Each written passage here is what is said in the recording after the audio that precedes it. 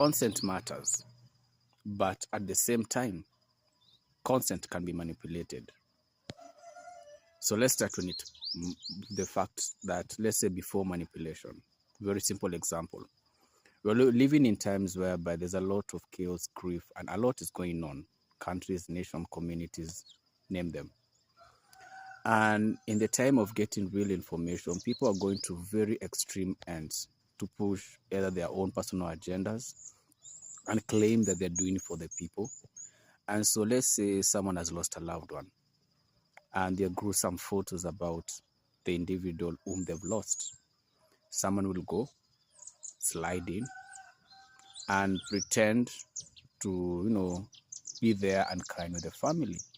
Or maybe they mean it, Eventually they take a photo of the gruesome areas where the deceased has suffered and then post it without hiding anything and leave it there for people to go and debate. Some people will ask them, did you get consent from the family? Obviously, they will ignore those ones and they won't reply. Others will fight the person who's asking the right questions.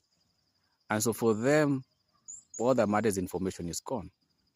But at what price? Imagine you are the person who's lost a loved one. Maybe in your moment of grief, you didn't notice people had come. And people took gruesome photos and they're now sharing it.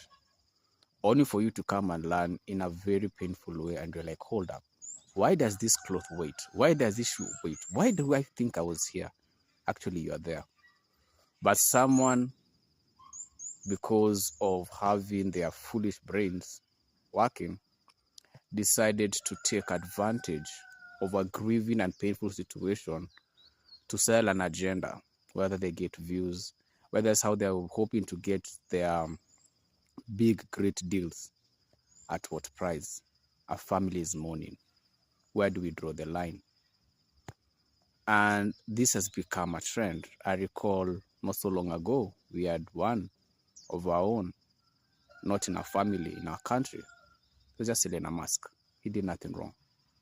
He was just selling a mask. Short, and by God's grace isn't dead, but critical condition, yes. So what happened is they became a crew. Those who spoke the truth and those who took advantage of the situation. I remember a particular one who even claimed to have gone to the hospital and they started saying that he's gone. And no one could verify if these particular content creators had actually gone to the hospital. They're in cars, so you can't tell. However, following day, we get the correct name, the identity of the person who was armed, who was hurt, and is in critical condition.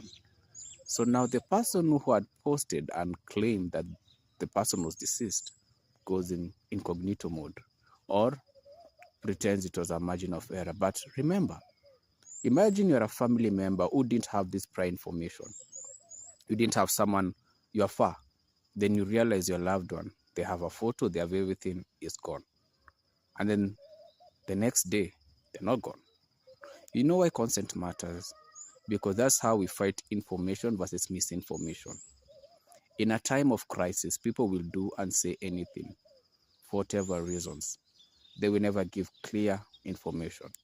We have CCTV cameras that are supposed to secure premises. Sadly, they're being used without consent to share situations that are not security related. And even if they're security related, they should go through an approval process within whoever owns the premise. Because at the end of the day, there are things you can't share that honestly don't need to be shared. Others are too sensitive. But again, do people care anymore? No. Views, conversations, life goes on. So people are grieving, people are hurting, private moments. So we have those who, for whatever reasons, have cameras into their homes and their private moments they are putting out there, where there's a person with their family, their kid coming, and it may look funny for the views, but let's think about the security side of it. Remember, these cameras have timelines. So whoever is watching, they know the time you go to sleep. They will know which room your child came from or which your partner is in. You just give them access to your house. So when the views are running, creepy, weird people have already made their move. Now, was it really worth it at the end to risk your family or your loved one or your partner for views at the end of their own security? People are doing so many things without consent. Anything you do that you know can affect another person, it's always important to get their approval.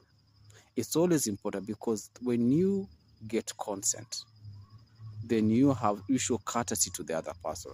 You respect them. When partners do not give consent to each other, then one partner will then believe that their partner has agreed to it. Let's say you're a couple where one introverted, one is extroverted. The extroverted may put the introverted partner in a situation where they just don't want to social. They just like just being left alone. But now you're putting them with other people to now start having chats and they don't want to. You don't get their consent. Or let's say it's a family where a couple and they didn't want another person or a relative or anything. You fail to get consent from your partner if they agree to have a relative or someone, come, or even notifying them. You just assume them. When you keep assuming them, you keep destroying that fabric, that relationship, that bond that brought you together. Over time, they will slowly start walking away. And eventually some walk away never to return back. All you have to do is just tell them. When someone tells you something and asks, can I do this? Just tell me it's a yes or a no. And that moment someone tells you, can I? You feel respected. You feel acknowledged. Then you can say your yes or your no. And remember it's how it is done to you. If it's done from a point of coercion, then no. You'll only agree just to avoid conflict, but it doesn't mean you agreed to it. But if it's done respectfully, yeah, you'll agree to it. And you may even ask, how further can I go to assist you with whatever this is? Consent matters. Consent, it doesn't matter the demographics.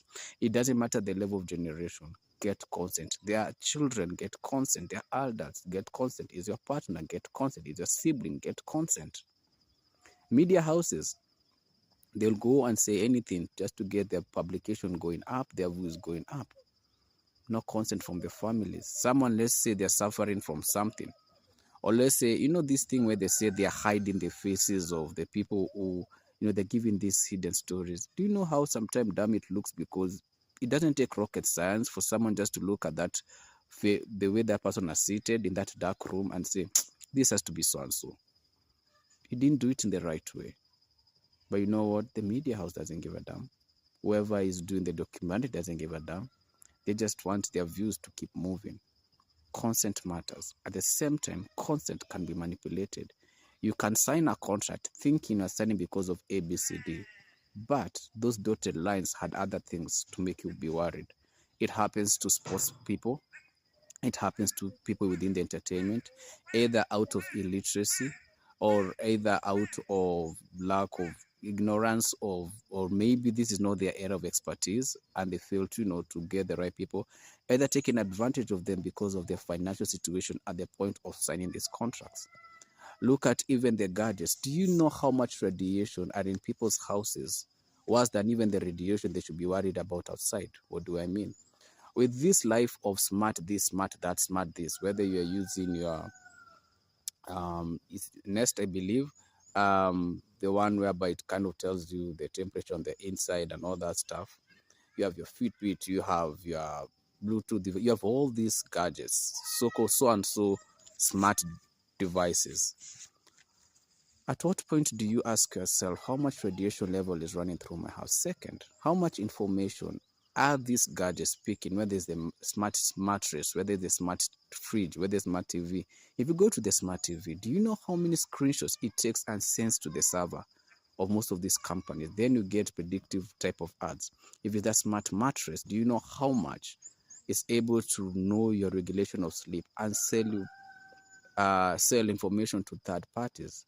Or even if someone is able to hack, then they know. It's very important to know where to draw the line. Yes, we live in a smart. But you don't need to be smart in everything.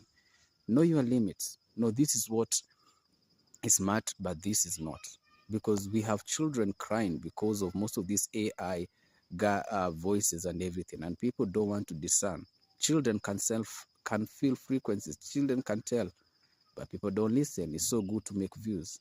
We have so much frequencies running through our homes, so much energy that our bodies were never meant to handle it. And that's why people are getting so ill. So at the end of the day, get consent. And no, consent can be manipulated. Be smart about it.